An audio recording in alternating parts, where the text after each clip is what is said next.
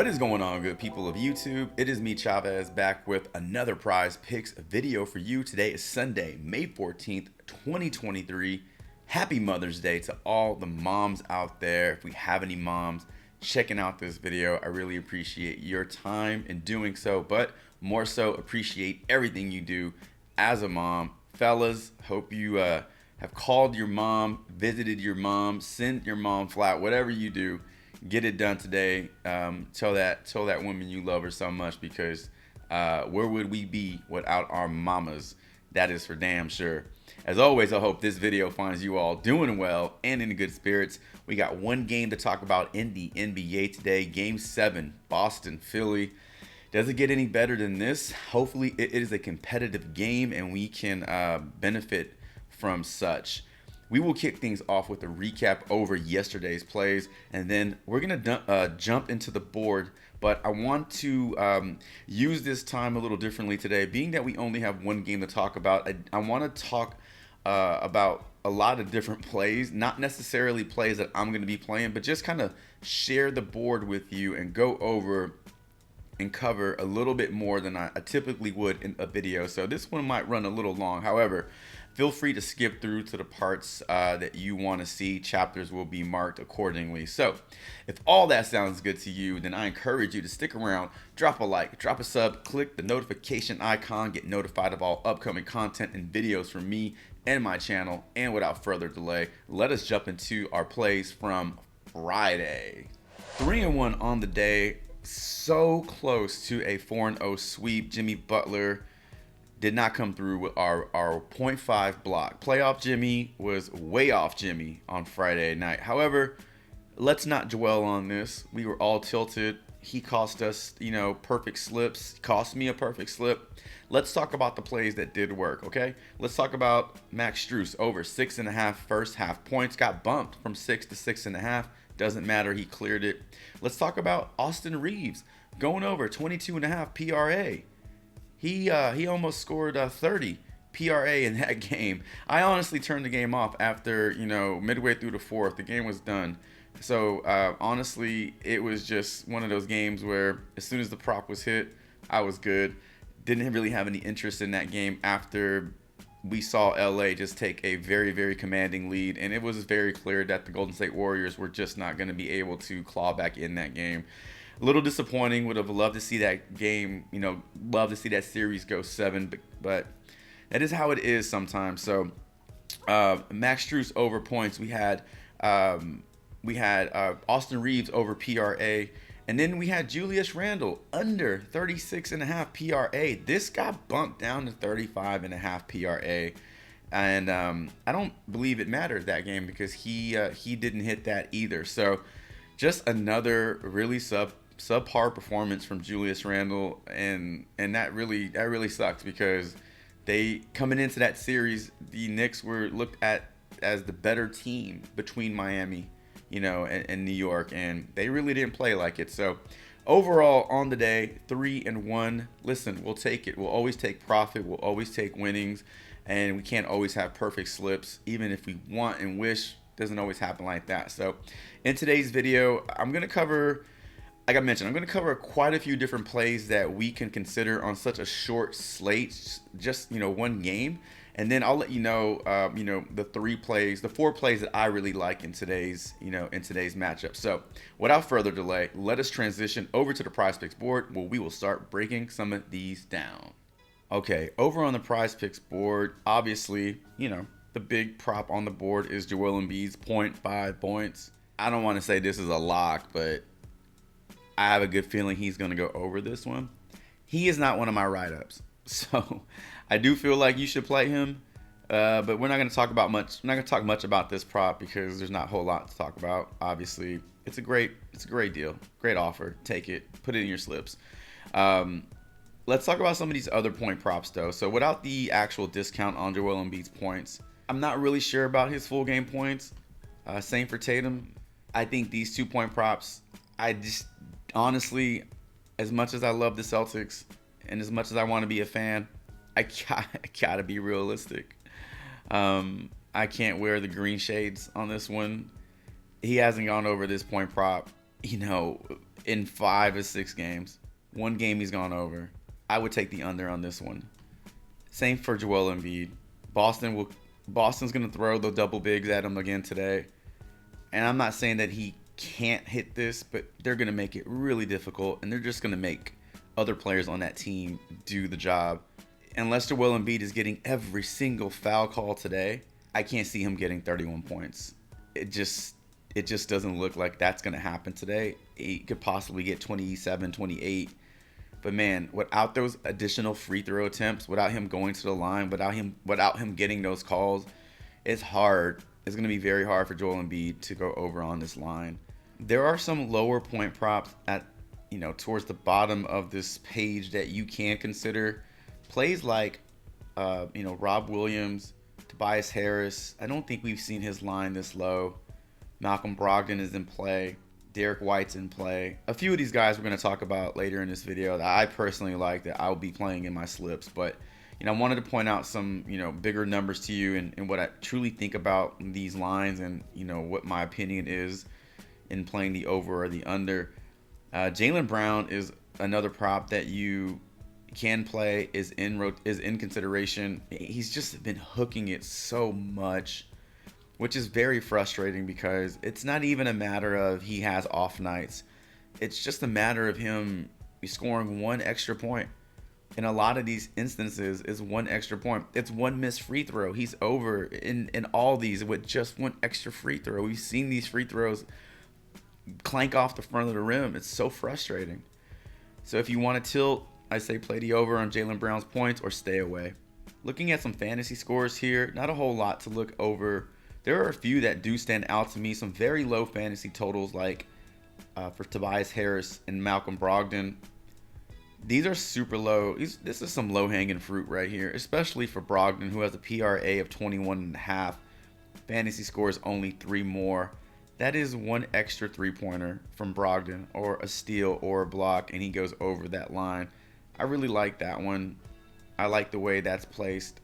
Tobias Harris, I was on his bandwagon earlier, and all the damn wheels fell off. And then, he reels off 2 good games in a row. I don't want to go there. I think it is a low enough number to consider, but I just don't want to go there. I'll stay away, but I was a little surprised to see it that low. Tyrese Maxey's fantasy score is really interesting to me, sitting at a flat number of 33. I think he's got a good opportunity tonight or today. Good shot at hitting this over. That one stood out to me as being a little too low. Then you got some of these big numbers up here with Embiid and Tatum. So I don't like either of their total points for the game, and I also don't like the over on their fantasy scores.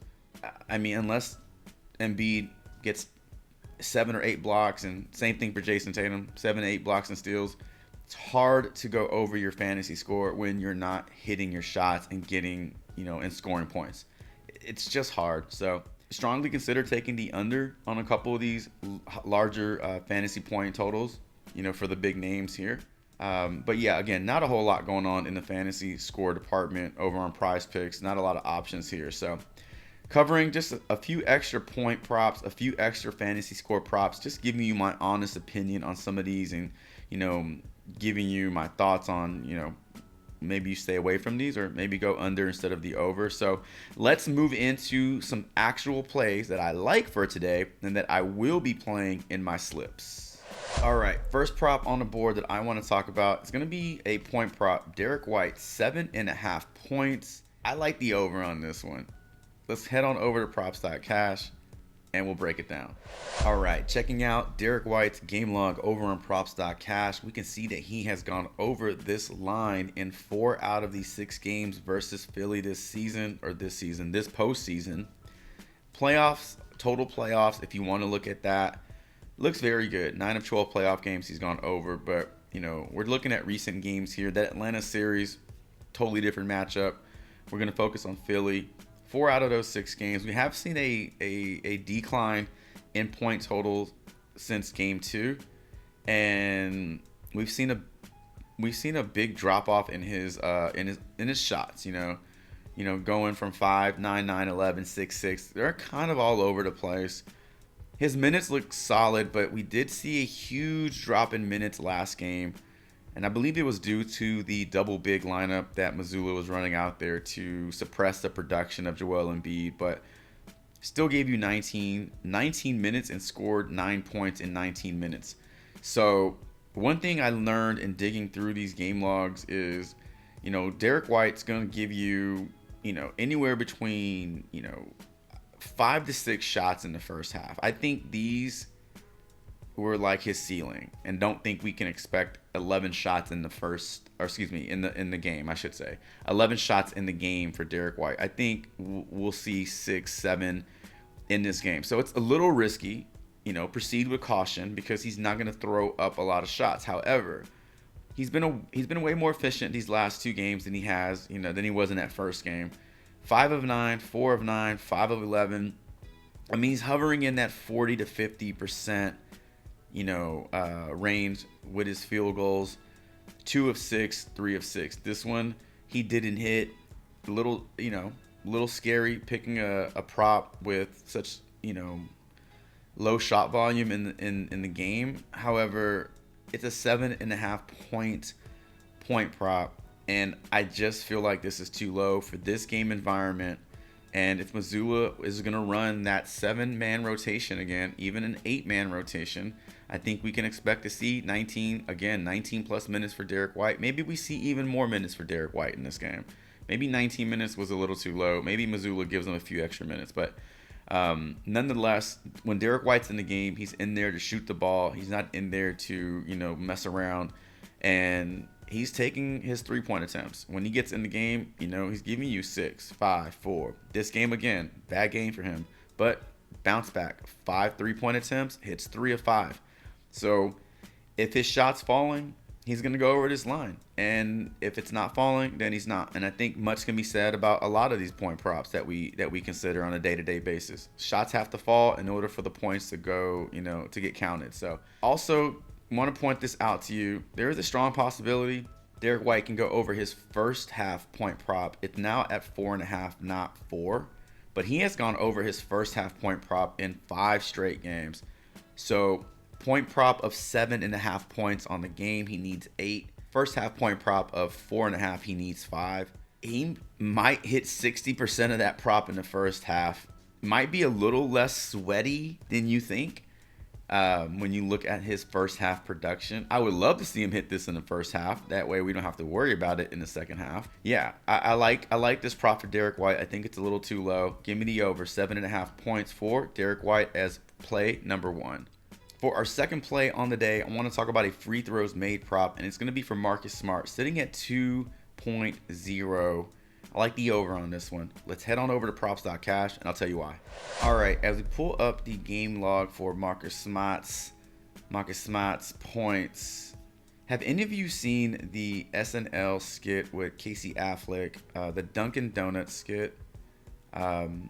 Where he's smoking outside the door, but his arm is outside the door holding a cigarette, but he's standing inside the Dunkin' Donut. Watch that. Just Google SNL Dunkin' Donuts. When I lived in Boston, when I moved to Boston, that was my very first video I watched that was sent to me by a friend. And as I lived there, it was like dead on accurate.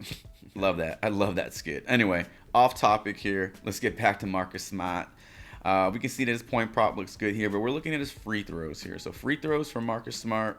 Scrolling on down, these are his totals for the last 4 games. We can even look at the series. He had one game where he didn't attempt 1 free throw, but outside that game, he's giving you 4, 2, 5, 8, and 3 made free throws.